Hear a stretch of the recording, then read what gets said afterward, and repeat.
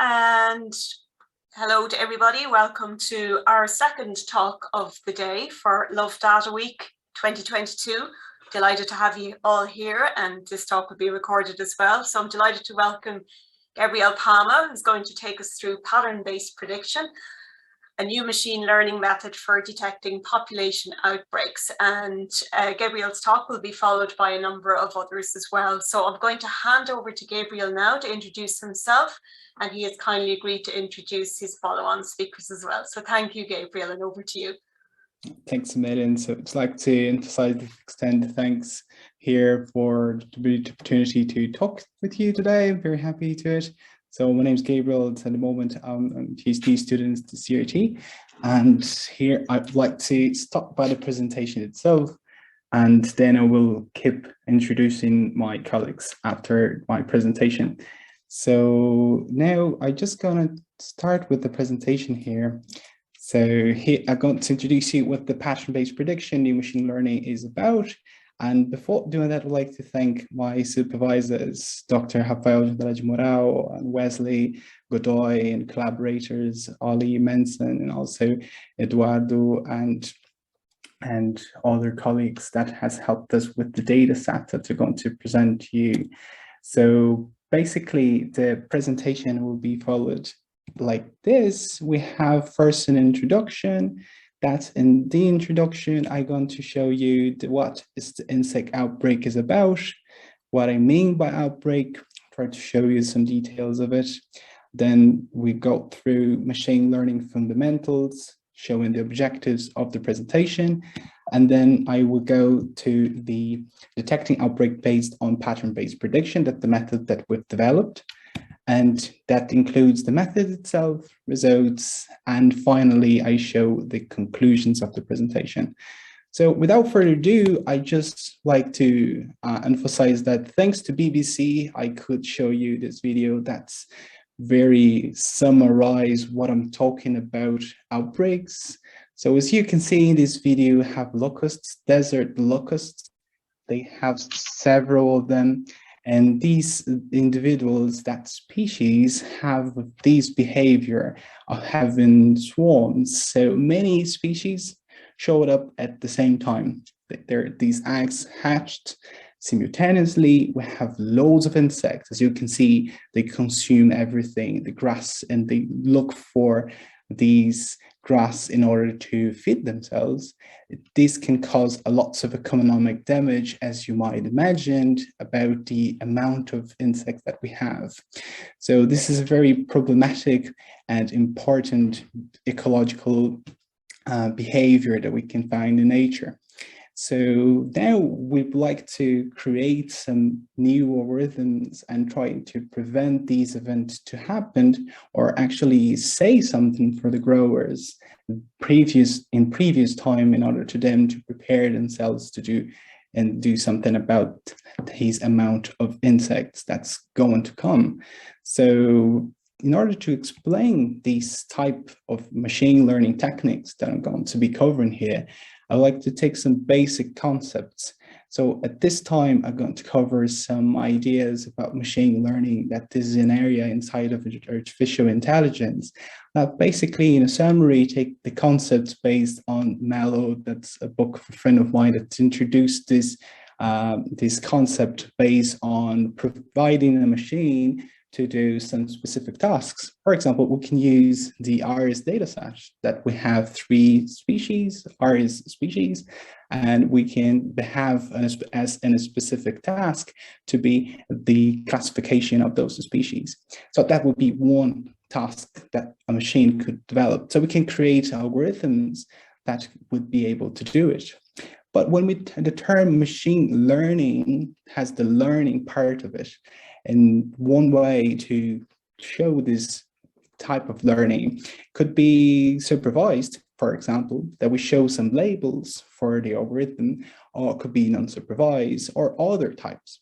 But in order to show you what I meant by supervised or unsupervised learning, I'm going to focus in these 2 types of learnings that I try to come up with these little framework to show you.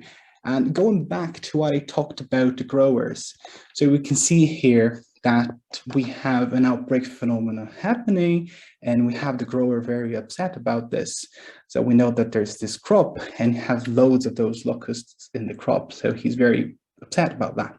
So we can have and obtain some variables from the moment that this happened.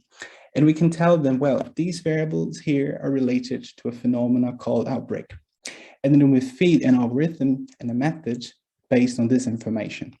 Also, we take the same variables when the outbreak's not happening, just in a binary problem, and we can send that to the algorithm. Well, using one example, the multi-layer perceptron, we can use and estimate the parameters that is inside of these methods based on gradient descent, for example. And then we adjust those parameters, and when we receive a new input from these variables, the algorithm will be able to say, well, this is an outbreak or this is not an outbreak, for example. But the important part of the supervised learning is that I'm saying here, this is the labels.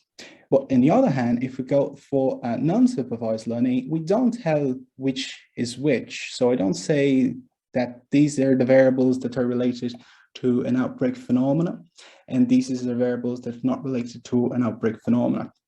But I just send them to the algorithm, and the algorithm itself try to cluster them and to show different groups inside of the variables that I'm looking to. So based on these concepts, I would like to focus now only in the supervised learning. So up to the end of the presentation, I'm going to be talking about supervised learning, and the method that we've developed is based on it. So a little bit of more concept about machine learning still. I'd like to show you the confusion matrix, try to explain as best as I can to not be a confused explanation. So the idea is that we have an observed and a predicted. So the predicted is related to an algorithm, whatever the algorithm is. And if we stay into the binary, we have two answers, that we have an outbreak or we don't have an outbreak. In observed, we see actually in the feed if we have or not, so we can have the data itself. So if the algorithm said that there is an outbreak and actually there is an outbreak, we have the true positive. And if the algorithm say that there isn't and actually there isn't an outbreak, say that the true negative. But we have two other types of errors. That the first one would be if the algorithm say that there is an outbreak, but in fact there isn't, we can have the false positive. But if you have the algorithm saying, well, there's not an outbreak, but in fact we have loads of locusts outside in the field, well, we have a problem and there is the false negative. So based on this matrix, we can compute some statistics. Well, the first statistics would be the true positive rate. That basically we are looking to the first column of the confusion matrix. We're looking to these two frequencies. And also we have the false positive rate that look to the second column of the confusion matrix, as you can see here. So looking to the accuracy, that is another way of having how the performance of any algorithm. We can have that basically we're looking to the two ways, the true positive and the true negative, in order to evaluate this binary problem. So given that said, we still can have another type of metric that's called ROC curve. So basically we use this false positive rate I just described and a true positive rate, and we have some points, and based on the curve that it's formed by plotting both statistics, we can compute the area below the curve. So as the area is close to 1, the better the algorithm. So given this information, so this background and statistics that I mentioned, what I like to do here, our aim would be to develop an algorithm that would take the abundances of these insects and try to predict if an outbreak is going to happen or not. So as you can see, we have the picture of an aphid. So these are some aphids, and this picture is there for a reason. And we are going to show an illustration of it based on an aphid population.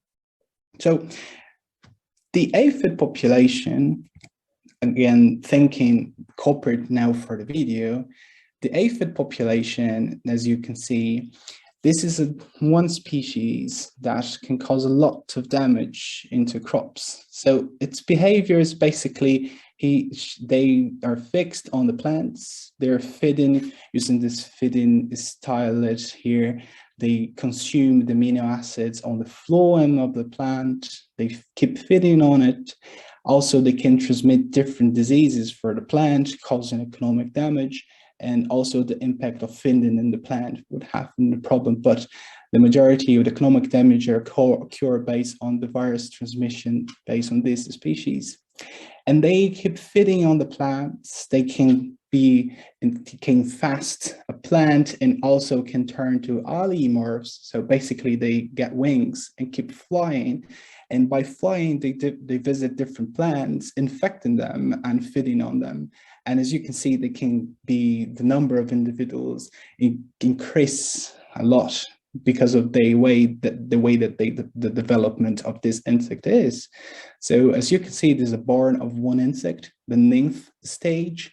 So this nymphs can occur, one female can produce several nymphs at the same 1 week, for example. And as you can see, we can be very crowded in one plant, right? But this can increase a lot in time, causing a lot of damage and causing what we call, not in the same level as the locust example, but also an outbreak that can cause economic damage. So this is the environment that we are in a moment to talk about outbreaks. So when we look to this picture, again, this is an illustration for what we have in the field. So this is an example of the species, aphid species, but now in my country, in Brazil, that it occurs as a pest of wet culture. So what happened is we have a monitoring system, but thanks to our colleagues, they helped us to have access to this data set that basically they have 4 traps collecting these insects, and we have the population, and the bonus is per week. So these populations and the dynamic of that population of insects will be used as an example of trying to predict the outbreak. So this is the time series that we're going to be talking in a moment. So the time series itself here in the original dynamics in green. So you can see in red that it's got to be the threshold. That the threshold is 200 because different species will have different number of threshold depending to how they can cause damage. So this is specific thanks to our colleagues that are specialists on these type of aphids. They have this decision of which would be the threshold. So in here, we can see the threshold and the dynamics over here. So original, and this, what we call embedded, is a decomposition that we applied into the time series in order to see if our method could have better performance. So we have 2 time series, the original and the decomposed one. So when the results are going to show the results for both, just emphasizing it now. So this is basically what we're going to be looking at. So the idea is, the method itself is, given that we have the first outbreak, right, we can try to get patterns from these dynamics. So we look for M observations before. So let's say they arrive here 200, and I look for M observations before. I collect that, put in a row of a matrix. So literally putting in a matrix would be this. So I have X of T, that would be the population, the abundance of these aphids in a certain time T. And I looked at in one step before. So this is the time where the first, this is why this have 1 here, the first event of outbreak occurred. So then we looked at 1 step before, 1 week before, 2 weeks, and n weeks before. We keep doing that up until the whole event of outbreak has been completed on our data set. So we're going to have a matrix that has the abundances. With that, we basically do the following, just trying to show you how is this patterns. We can observe, let's say the M is equal to 5. So we are looking to 5 steps before an outbreak. So you can see the patterns all in black. So this pattern we generate based on a recur map in order to show you possible patterns. This is more clear to see. So just to emphasize, het would be an outbreak patterns before of it. So just an illustration for you. So this would be with 5 observations before, and then we can cluster them based on a certain association. So cluster them, we will have 3 clustered in that case, using based on that example. So we basically have the patterns that happened before, so in this 5 observations before an event, and then we can cluster them into 3 groups. But these associations that we got to be using to create the clusters based on these patterns that we have. Given that said, the method in summary would be, well, we have first the information that's particular to each past that we're working with. That is the threshold that I mentioned. So in the case of these group of aphids that attack wet culture is 200 in that we have in a sample. In a different species could be a different value, okay? Just like to emphasize that. So we have this information, and also we have M. There's the M observations that I look before an outbreak to store the patterns. Also with both, I can compute the matrix that I just showed you, and using a certain association, we have different groups. So C groups, for example. Using these groups, we can go and take the average of each one of the columns. So we have M columns, right? And then we take the average of each one, and then we can have these P mains that we call. So based on another variables, that is the parameter, sorry, the D base and alpha, we can have a way to compute the D pred. But D pred is our threshold to say, well, an outbreak will or not occur. So given that we have a new observation, right, the population abundances, 5 values, this has to be the same values that we have initially have here, the M value. And then we compute this association. If the association is bigger than the D pred, we will say, well, we have an outbreak. If it's smaller, we're going to say that there is an outbreak. There's not an outbreak. There's no alarm to say to the grower. So basically, we're going to have 3 variables that we aim to optimize, as I mentioned earlier about the supervised learning, in which we need to have data, need to say the labels of the data in order to optimize and have the best value of the each one of these parameters. So in order to do so, we're going to do the following. So because we don't have a function, a clear function to compute the gradient descent, for example, we're going to change the values of M, D cluster, alpha, and also the D base to compute the ROC curve that I mentioned right in the beginning of the presentation. So we're going to select these values of the parameters, these 3 values of the parameters based on the ROC curve. So if we have the values, the combination of these parameters that produce a higher ROC curve value, we're going to select them. So now just to be a little bit more clear about what I mean with optimization, I bring this this example. It's more a general idea of what I mean selecting them.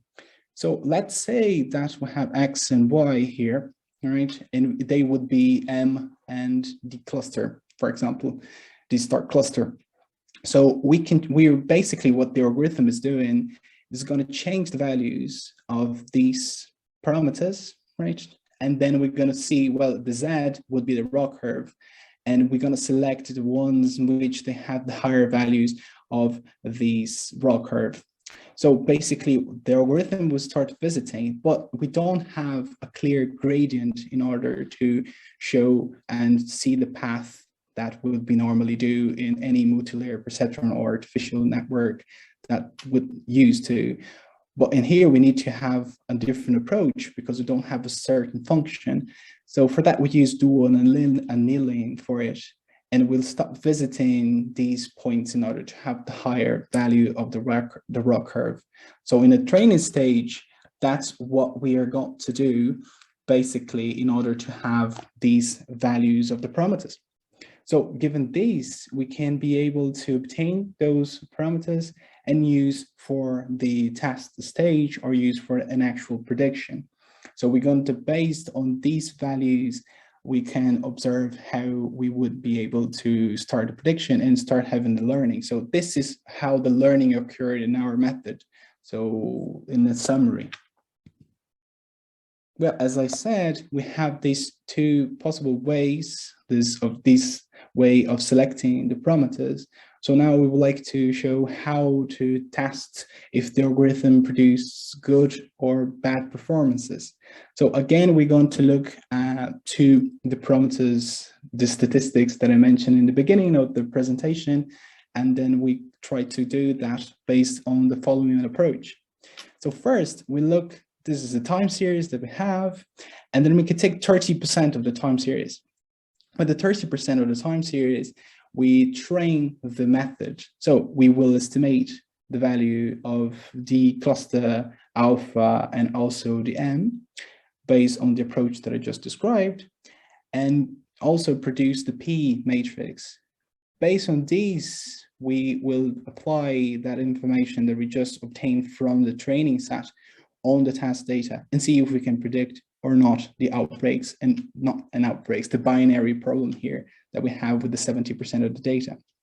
We repeat the same process using 50% and 50% of the data, the time series, and also with 70% and 30% of the time series. So in the end, just going to the results, we can see that earlier I mentioned that we have two time series. One is the abundances, the original one, and the other one will be the decomposition of it. And we basically can see two results. First, the 2 points. The first one is that the method is producing good accuracies, so 78%, with only 30% of the time series for training, and also 50% can have 70 maintain, but increases just slightly increasing in both scenarios, with and without decomposition. And with 70%, we see that with the decomposition, we have a higher value of accuracy, almost 80%, 81% to be more precise. And this shows good performance and a good way of introducing the method given the accuracy that we have. So we can show the feasibility and conclusions of the method that we propose here, and also presented it into a context with the important species, for example, the aphid species that has important in terms of economic damage for wet cultures in Brazil. So we can show the main points of how the method could be used. And here we can demonstrate that we could basically use then it's feasible for producing good accuracies of the method. So I'd just like to finish and wrap up with some references. So the references that we've been looking through this project, and hope that you enjoyed the presentation. And I would like to close here for a couple of questions. I'll be happy to answer them. And thanks a million for your attention. Very happy to be here with you. So just want to emphasize that I was looking there because I had two screens. So sometimes we're looking there and here, but it's because the other screen, I should have said that in the beginning of the presentation, but this is why I'm looking there. So no, it's fine. I'm just going to introduce you very briefly, and then we use this 2 minutes that we have there to be a good time to the introduction. So very happy to introduce my friends for the CRT, that they're going to be talking about urbanization and environmental drivers of circadian rhythms. So they got to be talking about that in the about 25 minutes, and we have 10 minutes per question if we have a good time, and hope that you enjoy it. So now I pass the time for you, Victor, to start the presentation, and thanks a million. Yeah, thank you, Gabriel. So hi everyone, I'd like to welcome you to our presentation for the 2022 Love Data Week. So our presentation will be on urbanization and the environmental drivers of circadians, like Gabriel said. Next slide, Victor. Yeah, can you see the next slide or? So yeah, I Okay. can see it now. Thank you. So just to give you a very brief idea of who our team is, our supervisors are Drs. Lorna Lopez, Kathy Wise, Edgar Galvan, and Katarina Domajan. And the students who are working on the project are myself, which is Jack O'Gallen, and my colleagues Victor Nagahama and Oluwami Akinfenwa. And we're all based out of Maynooth University. So the way our presentation is structured is into 4 parts. I'll be giving a very brief introduction to circadian rhythms in humans to explain the intuition behind the hypothesis we tested. Then Oluwami will be discussing our data, where it comes from and how we used it. And then Victor will be discussing how we used the data modeling to test our hypothesis. And then finally, I'll be discussing some of the other work we carried out throughout the course of the project. So I'm going to start by giving a very brief overview of the biology behind circadian rhythms in humans to explain why there might be an association between circadian rhythms and urbanization. So a circadian rhythm is a biological process which has a period of about 24 hours, and humans exhibit many circadian processes, but the most well-known of these is sleep. So circadian processes can use environmental conditions to synchronize or entrain to the external time of day. And you may have heard of the photoreceptors rods and cones. Well, there's another kind of photoreceptor, and it's called the intrinsically photoreceptive retinal ganglion cell. And these are non-image forming, and they send signals which can affect circadian rhythms when they detect light. However, light exposure does not produce a uniform effect on circadian timing. If it's early in the phase of the circadian clock, then light exposure will cause the clock to speed up so it can catch up with the external day. And if it's late in the phase of the circadian clock, then light exposure will cause the clock to slow down so that external day can catch up. However, an important question that arises from this understanding is what happens when light exposure isn't connected with external day. So imagine someone who's living in an urban environment, working in an office that doesn't get a lot of natural light. Well, in the early phase of their day, they're going to be getting very little light, so their clock will proceed quite slowly. And then in the later phase, when it's typically quite dark, they'll be receiving artificial light, and that will cause their clock to also slow down. So their clock will be continuously running more slowly, and it will drift out of sync with external day. So what is a chronotype? Chronotype is the major way in which we observe circadian timing in humans, and it just means the preference a person has for their timing of waking up and going to sleep. This difference in preference is often described by the phrases night owl, meaning late chronotype or evening preference, and morning lark, meaning early chronotype or morning preference. And genetics is a major factor in determining a person's chronotype, but because of processes like entrainment, environment can play a role as well. And the study of chronotype is of particular importance, not only because late chronotypes often report issues with falling asleep or waking up at a desired time, but because it's been associated with several negative health outcomes, including diabetes, cardiovascular diseases, obesity, psychiatric disorders, and most disconcertingly of all, increased mortality. So there are some compelling reasons to think that urbanization might have an effect on chronotype. Light exposure might not be as strongly associated with the time of day in urban areas as it is in non-urban areas. For instance, living in a city might mean indoor work with little natural light exposure during the day and increased quantities of artificial light at night. And since the circadian clock is entrained by light exposure, living in a city might therefore affect a person's circadian clock. So as a result of this intuition, the hypothesis we've investigated is there is an association between having a later chronotype and living in an urban area. So I'm now going to pass you on to my colleague Oluwami, who will discuss where our data came from and how we used it. Thank you very much, Jack. So I will be discussing about the source of data and everything that entails the data for the analysis. So the data used for this study is the data from the UK Biobank. A UK Biobank is a biological data bank, which is a large, long-term prospective study in the United Kingdom. And this biological data bank was set up to investigate the role of genetics and environment in the development of disease. This prospective study involves over 500,000 participants between the ages of 37 to 73, and all participants are residents of the United Kingdom. The biobank data set contained on genetics and environment of all these 500,000 participants. What variable did we use for this study?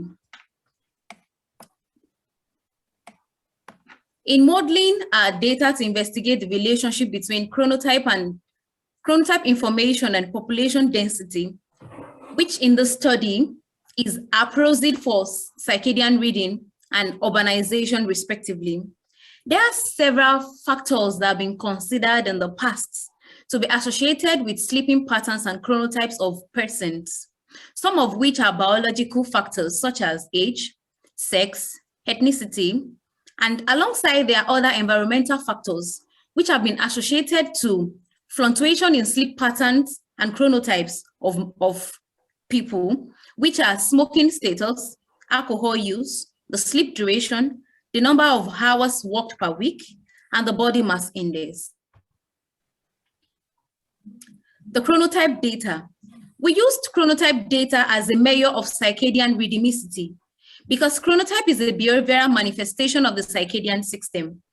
Our chronotype information comes from a self-reported questionnaire where the participants were asked what best described them, with options as definitely a morning person, more a morning than an evening person, more an evening person than a morning person, definitely an evening person, do not know and prefer not to answer. And presented in this table is the proportion of their responses. Some of the respondents don't even know what best described them. Some prefer not to answer this particular question. And participants whose responses were do not know and prefer not to answer were deemed uninformative. And these participants were excluded from this analysis. The urbanization data. The self-reported questionnaire also enables participants to give their respective postcode. And through this provided information, the postcode linking and information provided by the Office of National Statistics, the ONS, and the National Record of Scotland, NRS, gave the population density for each participant. The population density of the output in which the participant lived were categorized as urban area and non-urban area, with population above 10,000 or more being regarded as an urban area, and with population density less than 10,000 regarded as a non-urban area. In our sample, we have 428,784 participants who lives in urban area. That is, it's 6.2% of our participants claims to live in urban area, while 13.8% of our participants area. And according to the census that was conducted in the UK in 2011, we realized that the information we have here is a well representation of the United Kingdom. Understanding the data. Presented in this table is the descriptive statistics of our data. These are the variables we have. The age, with ages of participants ranging from 37 to 73, the body mass index with minimum value of 12.12 and a maximum value of 74.68.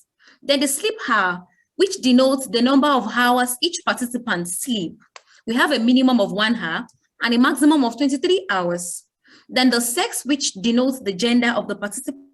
And we have 273,382 of our participants are male, while the remaining are female. Then the ethnicity, this variable was later categorized as white, mixed, and Asian British, black and black British, the Chinese, others, and those who prefer not to answer, and some who don't even know what ethnic describe them. Then the work hour, this denotes the number of hours each participant works in a week. And we have a 42.8% of our participants declared that they are not employed. And these categories are the rate at which people work, the number of hours people work in a week.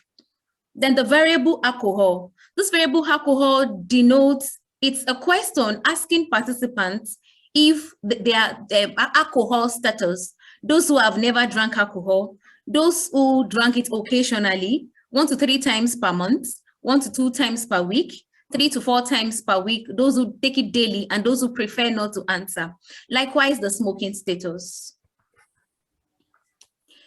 A first step in our analysis was some data visualization. So that data visualization will give us insight into what the data represents. The bar plot at the right-hand side of the screen here shows that the existence of some differences in the proportion of evening types between those who live in urban area and those who live in non-urban area. Though the differences is small, but based on this bar chart that we have here, it is not evident enough to conclude that those who live in urban area have later chronotype than those who live in non-urban area. However, to find out if this difference is statistically significant and independent of other potential confounds, we need to conduct statistical modeling. So I will hand over to my other colleague, Victor, as to take us through the statistical modeling of this data. Thank you. Thank you, Wayomi. So regards of the modeling of this data set, our main goal is to quantify the association between chronotype and the urban factor, that is urbanization. Well, there's a good statistical method that allows that, is regression models. And however, when you are performing a regression model, you need to account some factors, and like the response of the distribution of the response variable, the parameter, the main parameter, because it gives you the interpretation, and we need to consider as well the parsimony principle. That is, we want a model that you can understand, but it's not so complicated to explain for someone. So after you after become aware about these questions, there's a few steps that we need to do in order to adjust a regression model. The first one is to propose a class of the model. It could be a linear regression, a GLM model, a GAM, or hierarchical, and there's other few. After propose the class of the model, we need to select the important dependent variables, and this can be done by using any selection criteria, for example, the likelihood ratio test. And finally, we can perform the interpretation of the model and any post hoc analysis, like multi-comparison test if we have categorical variables as independent factors, which has more than 3 levels, more than 2 levels. So for this problem, we consider the model of original logistic regression, since this is an extension of the logistic regression, but our data, our response variable, it is original categorical variable with 4 levels. So this model is able to create a J-1 logistic regression, that is 3 logistic regression. And basically what it models is the cumulative probability of having a late chronotype. So we can see on this left-hand side, that's basically the cumulative probability. And one important thing of this model is it has one intercept related to each logistic regression equation, but we assume that the beta parameters are the same for each logistic regression equation. So it's not so, it does not generate a lot of parameters. That is a good thing in terms of interpretation.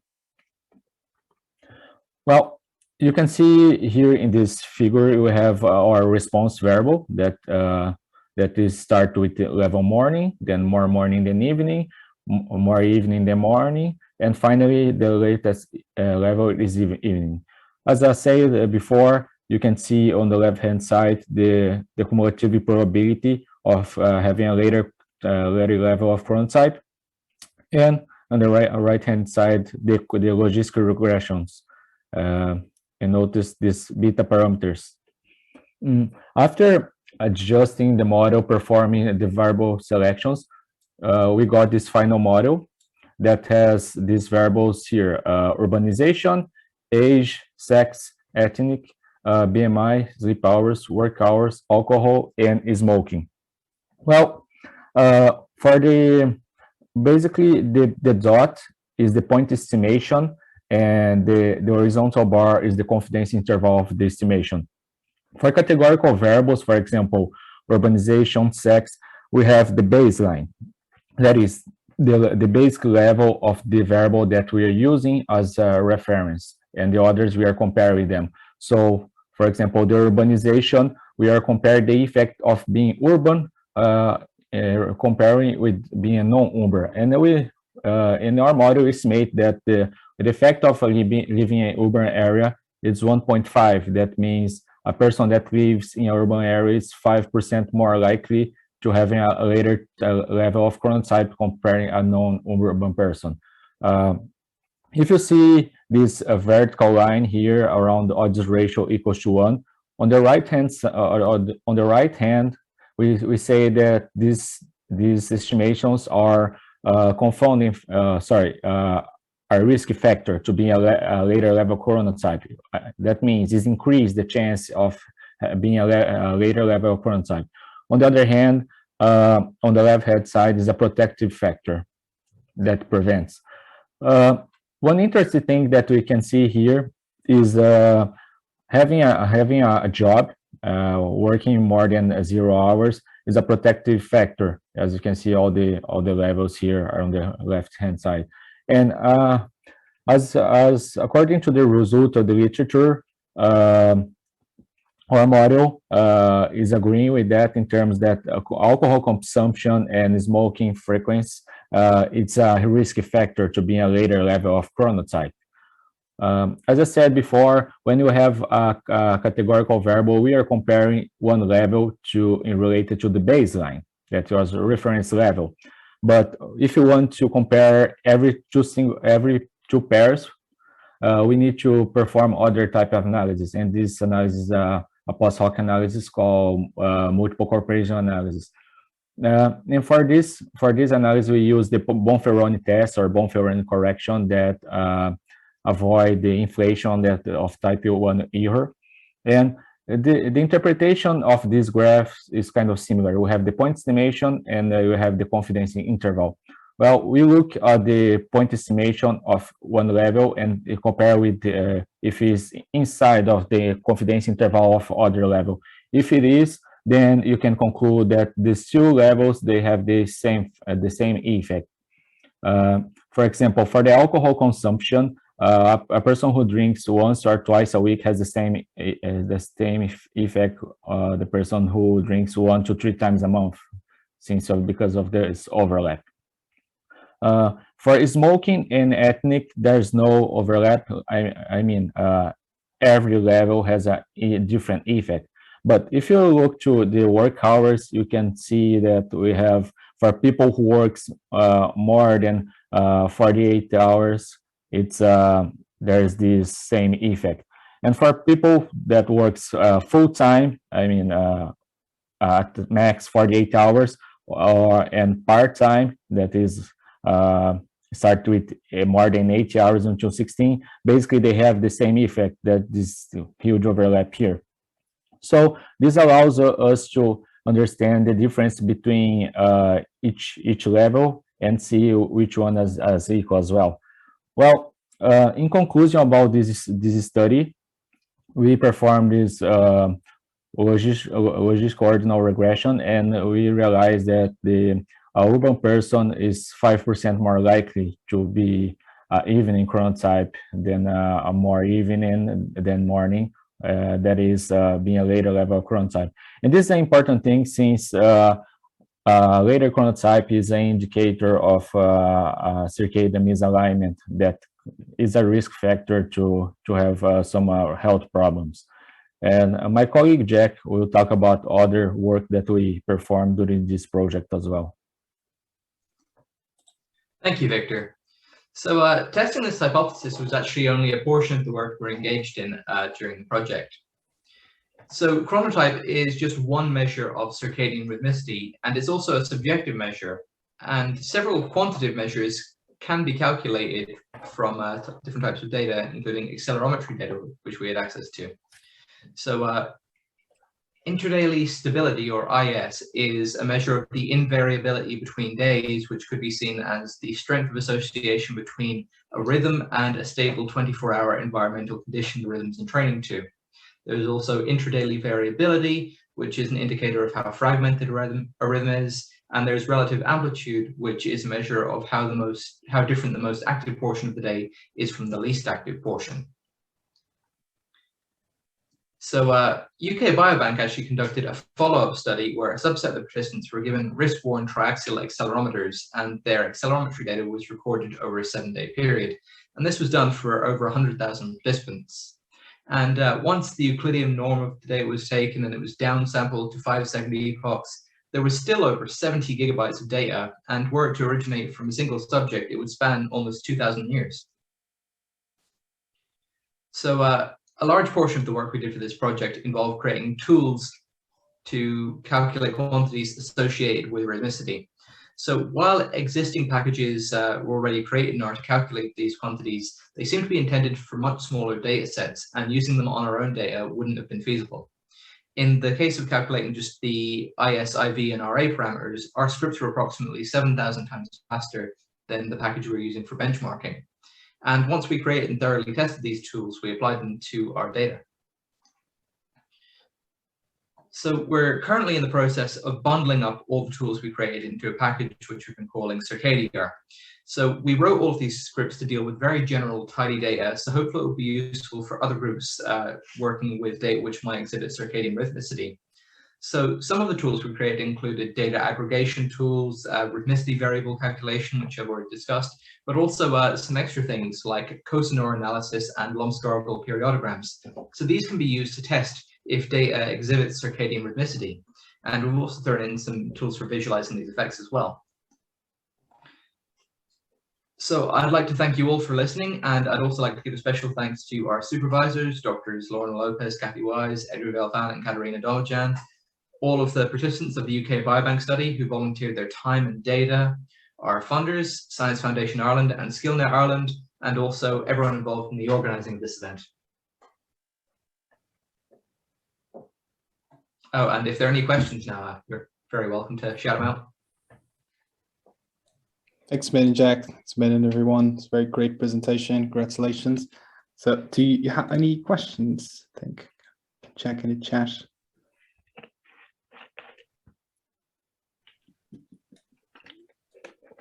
I can start with one. About the package? Great. So about the package, how are you planning to do with the visualization? What's your type of visualization and planning to add in the package? What are your ideas to add there? Just curious. So there are a couple of major things which can be done. So the first thing is what are called Actograms, where you can kind of overlay data, so you can see how kind of data changes from one day to the next, and it gives you an idea of if like circadian rhythms are going out of sync over time.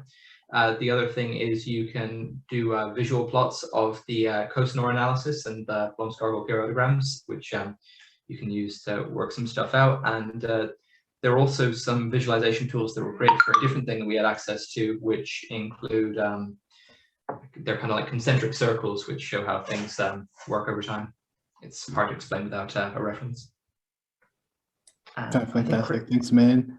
I think Chris Brutson asked a question here. It said, great talk. Quick question, were the chronotypes self-reported? Yes. Yes, the chronotype data chronotype was... information we used for this analysis was self-reported by the participants, though the standard method for sleep detection is via actigraphy.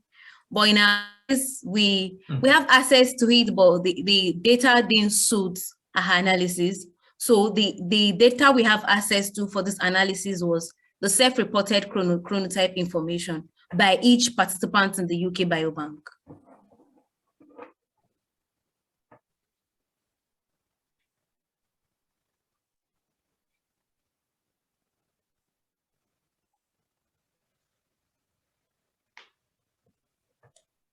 Fantastic. So do you have any more questions? You can check in the chat as well.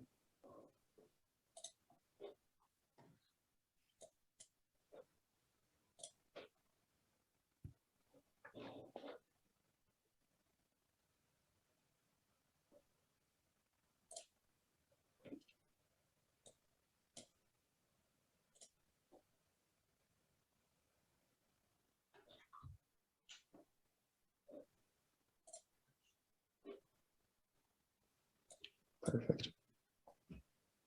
So I think we 5 to 3 at the moment.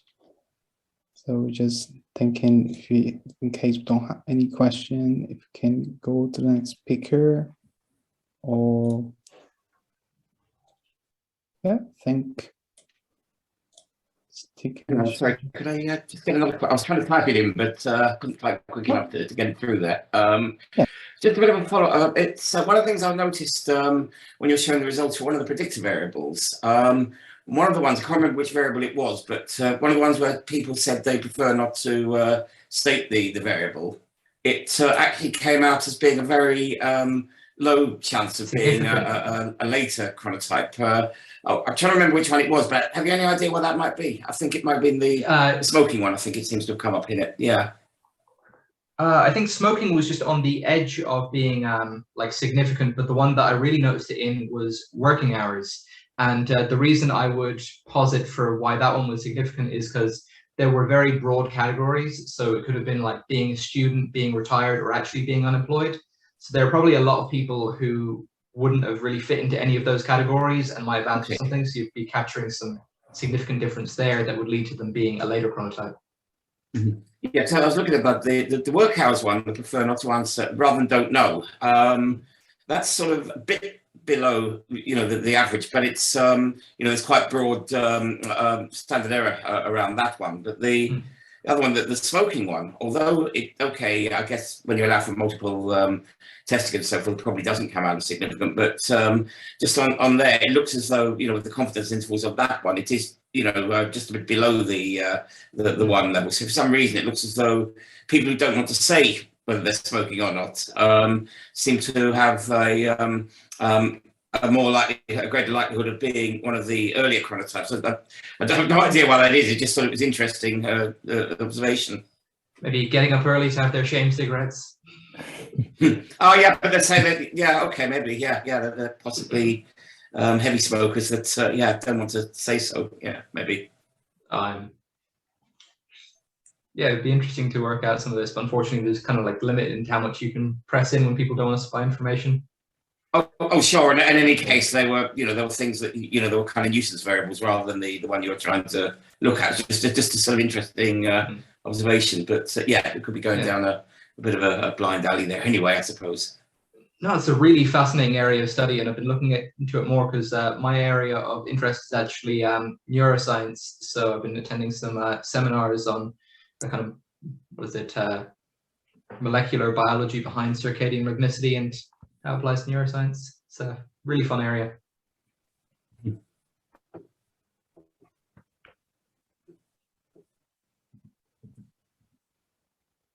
Cool, so we should probably pass it on to the next speakers then if they're ready. Perfect. Thanks, Bennett, for the presentation. It's a very interesting topic. Again, congratulations, everybody. Yeah, thank you, Gabriel. Thanks so much for your time. Great. So now we got to start our final presentation. So I got to start right, I think 10 minutes here for 25 minutes for the presentation. So in this part as well. And we will be covering here with you the topic that I'm very happy to present you. So just put in the timer here. So now we have it, just to stick with the time. I don't want to spend more than 25 minutes in a talk. So with everything set up, now we've got to introduce the presentation titled Vous votez avec moi ce soir, Exploring 2017 French election presidential election results. So this are our supervisors, Dr. Katrina, Dr. Catherine, Dr. Peter Mooney, Dr. Jan Rosen, and Professor Christopher Bruton, and our students, Kevin Huron, me, Connor, and Leelofar. So we're happy to have you here, your attention, and we will start the presentation by mentioning the following picture. So here you can see a person that is making million decisions and including a decision to who to vote. So many questions may arise during this point of that you have to decide who got to vote in an important moment that is an election. So for that, we as well come up with some questions for our research project. So some of those would be, how can we derive explanatory variables from the data set to be able to model to predict the winner at each department? Then what effect do changes in explanatory variables have on candidates also winning? And an average variable, are there variables which are particularly strong predictors of the voting outcome? And are there any effects on the potentially important but not occurred using predictors in the data set? So given these questions, so the first part would be the data preparation that Kevin did this part. So unfortunately, he's supposed to be talking here, but unfortunately he got COVID. So I will cover his part at the moment, but he will be luckily fine in a few days. But I will be talking this part now, this derive explanatory variables from data sets, then merge for analysis. Then I continue talking about the check for cluster in association between variables and candidate votes. Then Neelofar are going to talk about the attempt to accurately model the data and examine the facts of changes in variables on voting. And finally, Connor go beyond standard socioeconomics information and source more unorthodox data from satellite imagery. So if you want, you can check our Shiny app in order to see visualizations. It came from the 2017 French election. We will have here the QR code if you want to see while we are presenting. So in these, basically the election have two stages. The first stage as the first round of voting, and the second or final round would be these two. But here we got to focus in the first round of voting that has 11 candidates. So here's a picture of all the 11 candidates, but we will focus on 4 candidates that has the majority of the votes. As you can see, 20%, 21, 19, and 24%. And spoiler, that Macron won with 66% of votes in the last round. So given that said, we have 95 departments. So if we go inside of one and the details of communes, we have more than 35,000 communes in the data sets. So this data we can have from one data election results, a data set and spatial data sets, and also have many socioeconomic and geographic data sets from census published by INSEE that have similar formats. So this is the data that we were introduced, and we have that INSEE code, the primary key, that helped us a lot to try to observe what are the important variables inside of the chaos that you can see of each one of the columns. So in order to do so, we first translate all the parameters. So you can see, then we basically choose some of them in order to have the variables that we're going to use for the analysis. So this is one example that driving variables for number of white-collar workers. We can see the code that's used in R for that, mainly dplyr. So basically we perform some operations in the data set in order to compute those important variables that we're going to present to you based on the primary key and also some information that we have by reading the translated variables, how we could merge them. So based on this approach, we come up with further explanatory variables. As you can see, again, for codes with people working in agriculture, for example, with the codes that I mentioned, and also just people with 60 or 70 or more than as the elderly rate that I'm going to show you in a minute. So these are the variables that we collected, and Kevin mentioned these collected the majority of these variables here, and mainly the elderly rate, population 760 or over percent of population, white collar rate, we have agriculture rate, unemployment, turnout rate, that is the percentage of registered votes who cast valid votes. So we have the proxies, each one of the variables that we collected, including immigration rate, percentage of population of immigrants, the temperature rate, that is the difference between the highest, lowest temperature over the 3 years, and also have poverty rate, that's the poverty metric related to an economic hardship proxy, and life expectation, education level, and also have X and Y, that is the eastern and northern of centroids. This is geographic location. So basically our data set will be, we have to merge the election results data set with the socioeconomic data set. And in the end, using also our primary key, we have a commune data set with 35,273 rows. And we have 96 rows for department level. Finally, we have communes and departments as a summary of them. And we can use commune simple features as well if you want to see work with the spatial data that we're going to show in our results. And finally, using the future from a commune's data set, we have the Paris region data set in the end. So using these variables that Kevin collected, we're able to perform the following analysis. So we use these variables at the 3 levels, department, commune, and Paris level. So here you can see a picture showing basically the winners per department. So different colors relates to different candidates that won in these regions at that department level. So in order to perform these part of the methods, we did the following. So first, we obtained a candidate winner for these 3 levels. Then we standardize the variables. We compute the log of variables with the skewed distribution. Then we perform the principal component analysis. We map the principal components to see spatial patterns. Select the number of principal components which contain at least 95% of variation. And we perform the Disney, that is the t-distributed stochastic neighboring bending plot to see this component, right? And we use the components and apply the Disney plot. So the differences is that, for example, in these cases, we're using different ways of performing the clusters, more nonparametric rather than a linear, as the linear combinations that principal component is doing in order to visualize those groups. So the first result that we have is the principal component analysis for department. So in here we see first that in colors we have different candidates, as I mentioned earlier.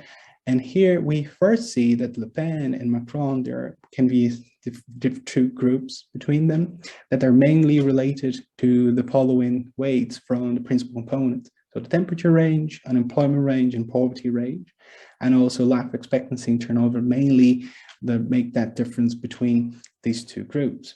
But in interpretation of the first principal component, we can see that agriculture and elderly rate provide positive values for these first principal components when you have each one of the loadings. Also negative values have population, white collar, immigration rate. And the second principal component we have mainly as I mentioned earlier, that's helping to split both groups, is the life expectancy and turnover and unemployment, poverty, and temperature range. So if we look in a map as a summary of all the variables that I mentioned, we can see the summary of it and also the spatial patterns in these map in the first and the second principal component. Applying the Disney plot, we maintain the 2 groups that I mentioned, that is Le Pen and Macron. However, we see that Fillon and Mélenchon, they are overlapping some of the other candidates that won. So would be much harder to create an algorithm to predict when they're going to win, as we're going to see in the future with the linear results, showing a little bit of a spoiler. But now looking to communes level, we have the first and the second principal component. I'm going to first describe them, then I go to details each one of the candidates. So the positive values of these principal components relates mainly for turnover rate, temperature rate, and poverty rate,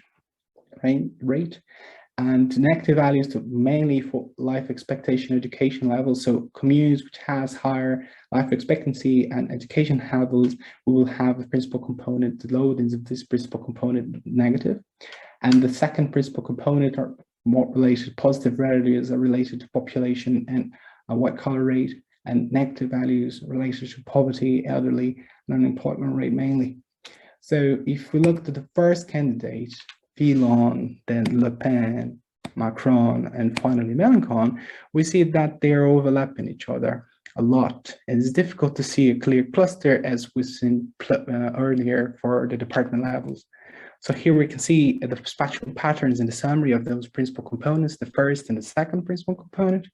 And again, trying to look with the Disney plot, it is still hard to visualize clear clusters based on what we have at the moment. So it's much harder to see groups as compared to department level.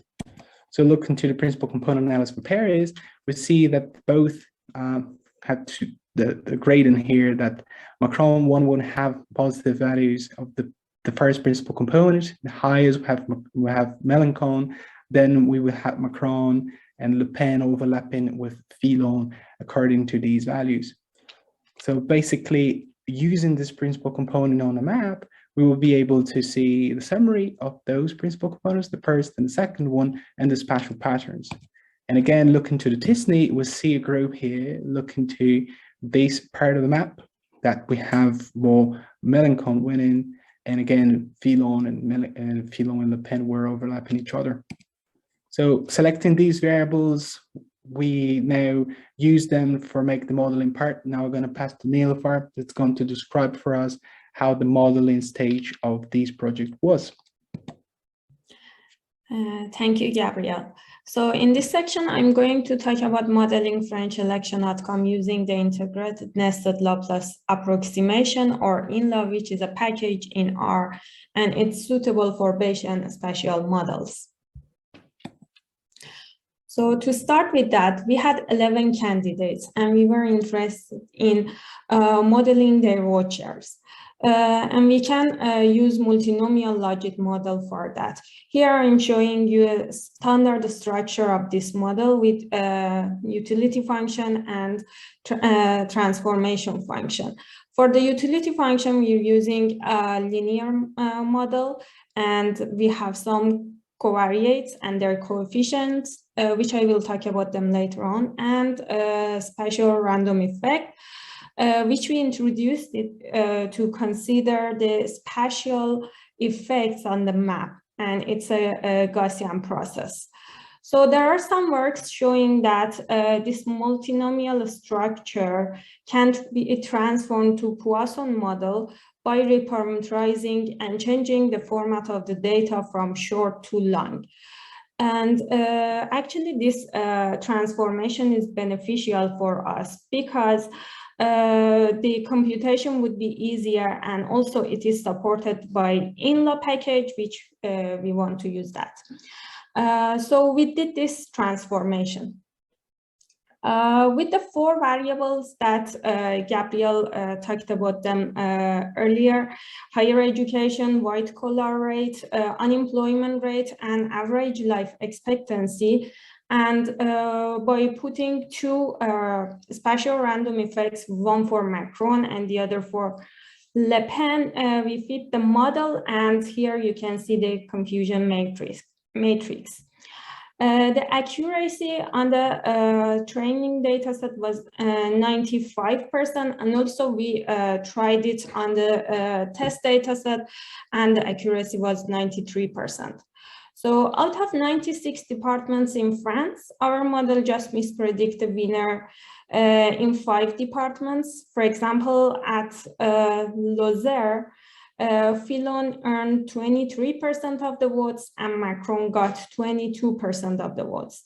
So with just 1% difference, Fillon won this department in the real life. And you can see the same pattern in the other 4 departments. And we think that the reason that our model misclassified the winner is this close competition. So in terms of interpretability, we can interpret the effect of each variable on the odds of one candidate winning against the other candidate. So if you look at the top left panel, with an increase in higher education rate, the odds of Macron winning against Le Pen decreases by 9%, and with an increase in unemployment rate, this ratio drops by 10%. For the left-down panel, with an increase in white-collar rate, the odds of Macron winning against Le Pen increases by 2%, and the same is true for average life expectancy. So also it is useful to check the maps of spatial random effect in the latent space. In the left, you can see the values of a spatial random effect for Le Pen, and in the right-hand side, you can see it for Macron. As you can see, there is a clear pattern. For example, for Le Pen, in the right-hand side, you can see positive values, and in the left-hand side, negative values of random effect. Which means random effect is balancing the votes for Le Pen and geography matters. Otherwise, you would see completely random values, which means that random effect is not explaining any variance.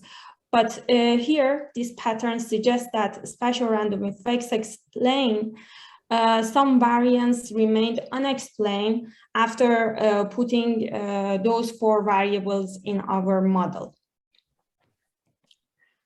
So for the summary, we can answer the research questions that we were interested in the beginning of the research. First question is, how can we derive explanatory variables from the datasets to build a model to predict a winner at each time? So in the beginning, we had lots of variables. The first thing that we did was exploring all the variables by creating the Shiny app and narrow those variables down to 9. And by putting them to Corellogram and PCA, we came up with only 4 input variables to fit the model. Second question, what effects do changes in explanatory variables have on a candidate's odds of winning? In this table, you can see the effect of each variable on the odds of one candidate winning against the other one. So let's focus on just Macron and Le Pen, 2 main candidates. With increasing in higher education rate and unemployment rate has negative effect on Macron's chance of winning against Le Pen. And however, increasing in average life expectancy and white-collar rate contributes to Macron's chance of winning against Le Pen. And the third question, are there variables which are particularly strong predictors of the voting outcome? Yes, we found the 4 variables: higher education rate, unemployment rate, white-collar rate, and average life expectancy, that all were significant. But unemployment rate particularly had the biggest effect on reducing the odds of Macron winning against Le Pen by 10%. And last question, are there any effects that are potentially important, but they are not accounted for using the predictors in the data set? And how are they affecting the results? We showed that this is actually true, and a spatial random effect did explain some unexplained variance by our predictors, which suggests that there are some geographical variables that were absent in our data set, and the spatial random effect and the spatial model compensated for that. So I will leave the floor for Connor to continue. Thank you, Niloufar. As Gabrielle mentioned earlier, Kevin collected, cleaned and merged data from the 2017 French presidential election. I gathered more data that could be added to Kevin's collection. The first set of data I gathered was information on the size of urban, rural, beach and water areas in French communes. This data was not used in the previously mentioned models, but can be seen in the associated Shiny app and was used in other models that there was not enough time to talk about today. The intention of collecting this data was to see if any of these factors influenced the way people voted in the election. The primary data source was Copernicus, which is an Earth observation program for the EU. Copernicus hosts data recorded from Sentinel-2. Sentinel-2 is a set of 2 satellites, Sentinel-2A and Sentinel-2B, launched by the ESA. They are phased 180 degrees apart, so satellite images can be recorded in each area twice frequently. Here's an example of the 2 satellites, not to scale, of course. Copernicus hosts Sentinel-2 satellite images on their website. These images could be downloaded and were called products. Each product is usually a square image, but the products did not perfectly tile over France. Therefore, there is some overlap between different products. A crude coordinate system was developed to decide which products needed to be downloaded. Once all products were downloaded, they could be loaded into Snap Desktop. Products cannot be renamed, so a simple key was devised. In Snap Desktop, it is possible to view products in a visible light format. This can be done by setting the bands B4, B3, and B2 to red, green, and blue respectively. Snap Desktop also contained an NDVI processor, which calculates the normalized difference vegetation index, where the B4 and B8 bands are set to red and near infrared respectively. In NDVI products, rural areas appear lighter in grayscale and have a higher NDVI value, while urban areas appear darker in grayscale and have a lower NDVI value. This data is available for every pixel. NDVI values were split into categories of urban, rural, beach, and water. A mask can be produced in Snap Desktop to allow visualization of this, where urban areas appear yellow, rural areas are light blue, beaches are green, water is dark blue, and as you can see by this image, classification is not 100% accurate, so this data is more appropriately used as an overall estimation.